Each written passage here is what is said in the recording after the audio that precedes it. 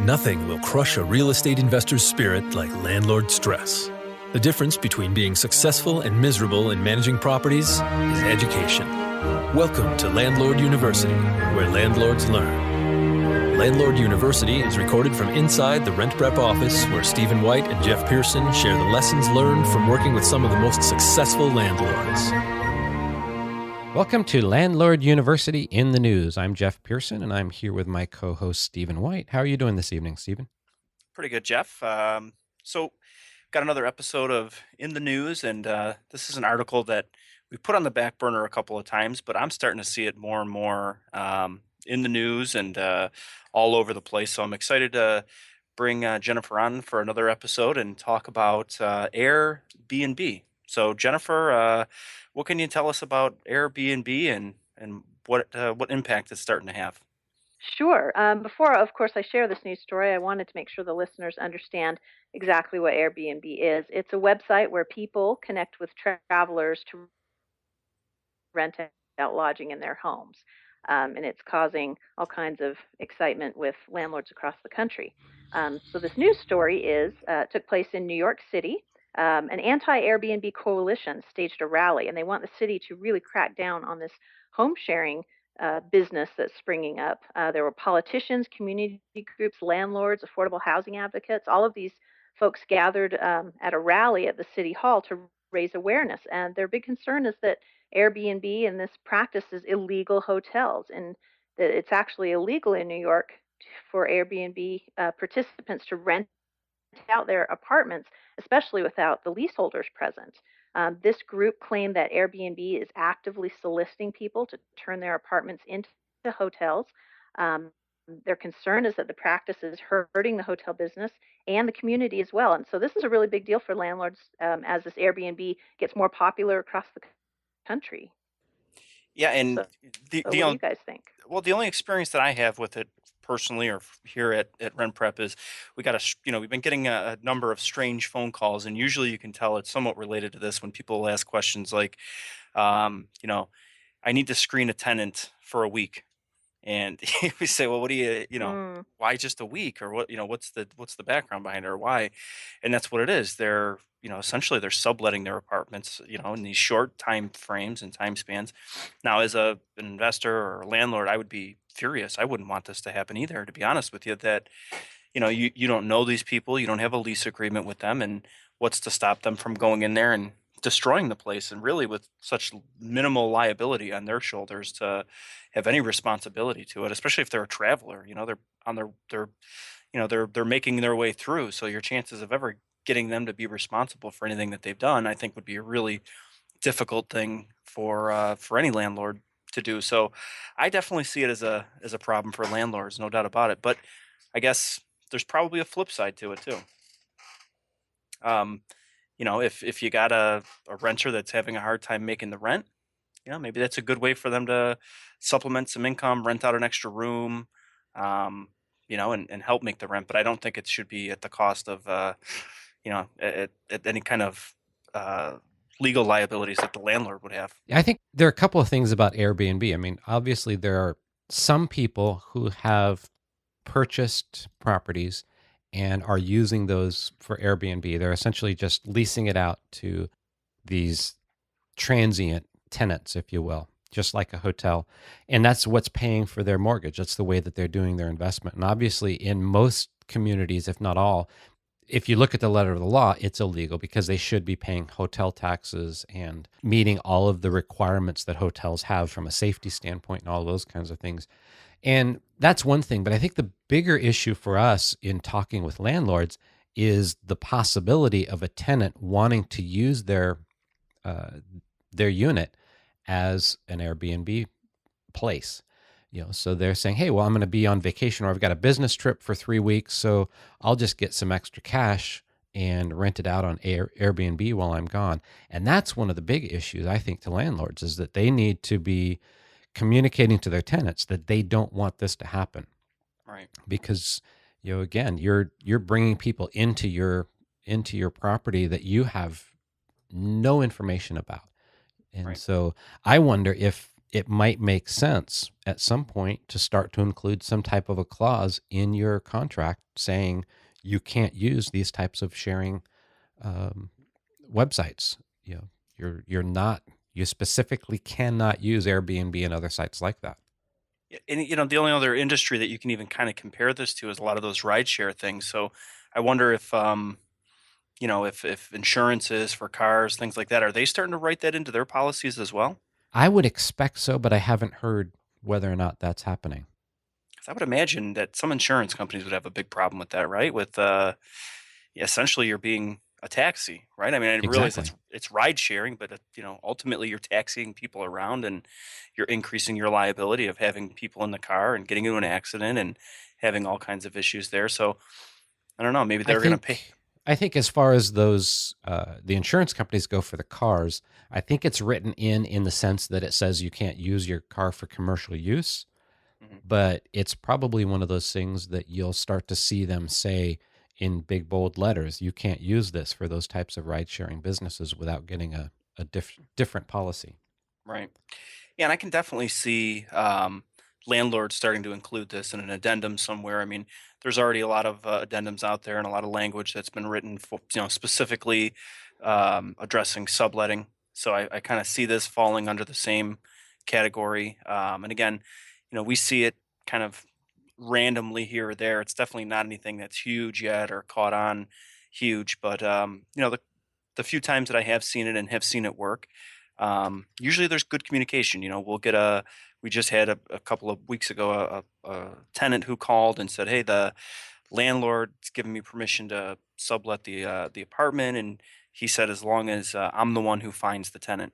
Now, I personally would have a huge problem with that because Yeah, um, you know, you're cutting me out of the loop as the landlord to say who I'm going to be letting live in my place. But I think if done appropriately, if done correctly, if the tenant or if the landlord ultimately has the final say or has the ability to conduct the screening or meet with them, I could see it maybe working. But yeah, this is definitely going to cause problems, and I can definitely see in the future it being named by name saying it's not allowed. right. Now, going back to that discussion about subletting, I think a landlord needs to be concerned because if the rent's not being paid and people are living there and the landlord doesn't have any contact information for them, they don't have any records, they don't have their place of employment and all of their references, it's going to be pretty tough for them to evict them Hmm. because they need all of that information. So, yeah, if you're going to sublet, you definitely want to be involved in the process. You can't just hand it over to your tenant and say, do whatever you want. Right. You need to be involved in that. And it's probably a good topic for us to have in one of our night school episodes in the near future. Yeah. One of the interesting things going back to Airbnb, just this last week, San Francisco passed an Airbnb law. It's being referred to as the Airbnb law, which allows people to rent homes through these sites if they are San Francisco residents living in their unit for at least 9 months a year. And there are some minimums. It has to be fewer than 30 days in a, I think each stay has to be fewer than 30 days. And I think there's a limit of like 3 times a year or something like that. So that keeps people from buying properties and exclusively renting them out through Airbnb and those types of sites. But it allows there are some vacation type homes or sites, I should say, VBRO vacation uh, by owner type sites where you exchange your house. You know, I'll let somebody stay in my house if they'll let me stay in theirs. And so for people that want to just do that for a limited period of time, the San Francisco law makes it work, but it keeps people from having that be their exclusive form of income for that property. But again, as a landlord, I don't think it makes too much sense for you to want to let people have people staying like that. Yeah, I would agree, and I think it's interesting with San Francisco too because of kind of the background of what's happening right now with so many landlord tenant laws being questioned in San Francisco and new regulations. And from my understanding, it's primarily because of the vacation rental industry sort of booming in San Francisco right now, where a lot of tenants are being evicted or told to move because the landlords are making better income renting these things out as a vacation rental versus an actual, year lease or something like that. So Right. I know that I hear about it all the time in the industry, and there's always all kinds of protests going on, tenants fighting for their rights. So it doesn't shock me that San Francisco is one of the first places to step up and start making regulations on this. So it'll be interesting to see how this starts to play out. And if you're in a big city or big metro area, I would expect that as a landlord, this is going to be something that you're going to run across sooner than later. So might as well address it. Yeah, and the interesting thing again, you pointed out there, a lot of these people are renting their homes as vacation homes. And so when I think of like resort towns, Carmel, which is not too far from where I'm at, about an hour and a half from here, there are a lot of people who buy houses and rent them. Mm, And what's the difference between that and Airbnb when it really comes down to it? So are they going to start to come down on people who rent out vacation homes? yeah, I don't know what the difference is, because Airbnb is just taking that concept and putting it on the web and making it a real simple thing to do. And they're making it a thing like Airbnb. You can rent out a room. You can say, "Hey, I've got a room. If anybody wants to just stay in my room, you can stay in my room." So that's one of the things that makes it a little bit different. But there are a lot of people who also use Airbnb to rent out an entire house. mhm, I saw an article just the other day about Airbnb being something that works well for like long-term business meetings. If a mhm, group of 4 or 5 people are going to a business meeting, it makes sense for some companies to have them all stay in one house, because then they're all together and they can take their meals together without always going to the restaurants and things like that. And they were making a comparison between hotels for business travelers and Airbnb for business travelers. They said, for the 1 or 2 night stays, 1 or 2 people, makes more sense to go to a hotel, but for many businesses it makes sense to use something like Airbnb. And again, as a landlord, you don't want people using Airbnb, but I start to wonder, are these protests going to really come back to people who are renting their houses out in vacation destinations? And right, it'd be right. interesting to see. Any final thoughts on it, Jennifer? Well, I think again the specific nature of it being sort of an under the table thing or out of a landlord's awareness is where our listeners would really need to pay attention. And that, if you're an owner of a property and you decide to participate in Airbnb, fantastic, do it. But if you're a landlord who's had a contract with your tenant, a lease agreement, and your lease agreement specifically says no subletting, no this, no that, and your tenant is leaving for weeks at a time. There's a constant stream of strangers coming through. There, you have no idea who's staying there. You don't know their criminal background. You don't know anything about them. It's sort of that under the table subletting. I think that's where the big issue comes in, is that they're violating the lease agreement by doing this. Right, If you go ahead and allow subletting, or you want to specifically put language in there about Airbnb or something like that, that's great. But no matter what, a lease agreement should have information about subletting, whether you're allowing it and under what conditions. This is just sort of extreme subletting that landlords just need to be aware of. The statistics I saw for Airbnb, there's 33,000 cities, 192 countries participating wow, in some form or another with Airbnb. So if you think it's not in your city yet, you're wrong. wow. So landlords should definitely be aware of this, and at least know that this is an increasing phenomenon that can really affect landlords. Right. Yes. And one of the things that I just thought about, one of the terms that you'll often hear used for something like this is couch surfing. And that's Sure. where people use Airbnb and other sites like that just to grab a room. They're Hmm. traveling and they just grab a room for a night, and they call it couch surfing. And so Right. I agree, Jennifer. It makes sense for landlords to be aware that this exists. It does exist in your community, and you need to make your tenants aware that you don't allow it, and that will be grounds for immediate eviction. Right. Correct. Well, Jennifer, we have another story to talk about, and this one sounds really interesting as well. Go ahead and tell us about that. Sure. This is a new law that was signed in California, and it gives tenants the right to grow food in rental properties. This new law allows them to grow produce as long as it's in portable containers. A lot of parts of the country, a lot of cities, it's illegal to maybe grow food in a rental property, or to grow food in the front yard or something like that, or there's very significant restrictions. But at least now in California, tenants can grow produce. The reason for this law and the interest behind it is to increase opportunities for families of all income levels, all sizes, to have more access to fresh and healthy food, and not to live in these food deserts that you know, where families don't have any opportunity to get good produce.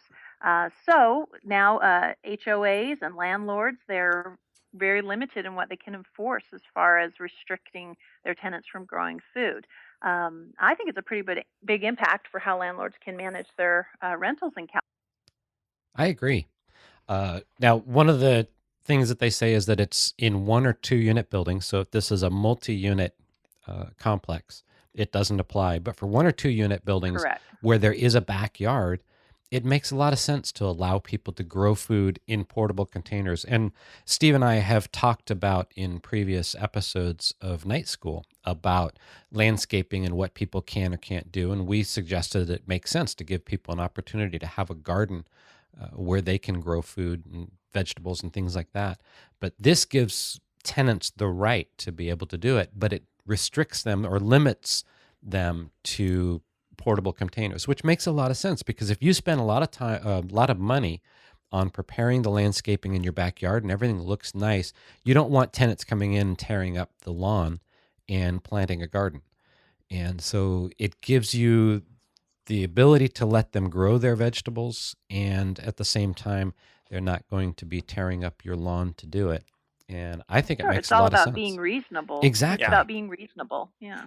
Well, I think, and this is one of those rare cases where I think California did it right, where I think that they got it right. I think it's a good compromise. I think it's like Jeff and I have said, a lot of times, um, you know, a tenant having a garden can reduce turnover. They feel a sense of home. They're more attached to the property. They're working on it.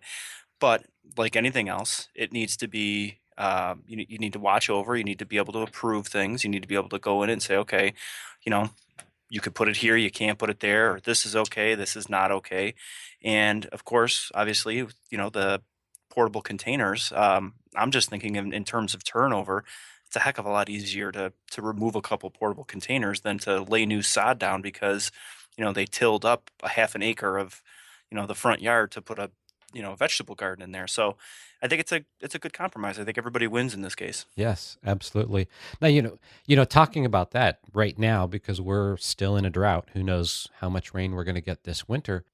I wouldn't be opposed right now if a tenant came to me and said, I want to take a 10-foot by 10-foot plot of the grass in the backyard and make that into a vegetable garden. I wouldn't be opposed to doing that right now, because even though it's going to take them some water to grow the vegetables, at least there's the benefit of getting the food. Mhm. And right now, most of the lawns are starting to go brown because people aren't watering them because they need to save water. And a lot of communities are having restrictions and pretty much saying you can't water your lawns. So it would make sense here in California for people to allow their tenants to go ahead and tear up some of the lawn and make it into a vegetable garden. Even if Right. eventually you want to change it back, you're still going to have to start all over with your lawns, because after a couple of years of not watering them, they're going to be pretty much ruined anyways. I wonder how's that going to work for them watering the. They just have to use their own rations from in the house or something versus turning some sprinklers on. Well, I don't think that there are any restrictions on watering vegetables. I could be wrong. For one, let's see. I know where I'm at right now, you can't use the hose to wash down your walkways in your front yard, but they specified front yard. And I know I don't think we have any legal restrictions right now from actually watering our lawn, but I don't think that anybody is going to complain about somebody watering and maintaining a vegetable garden as Right. opposed to watering the lawn, because a Right. lawn brings no significant value. It's ornamental. Yeah. Exactly. Whereas, if you're talking about somebody watering a garden, a vegetable garden, as opposed to a flower garden, but a vegetable garden where they're growing food for their family, nobody's going to Mhm. have a problem with that. And again, it's in the backyard; it's not in the front yard.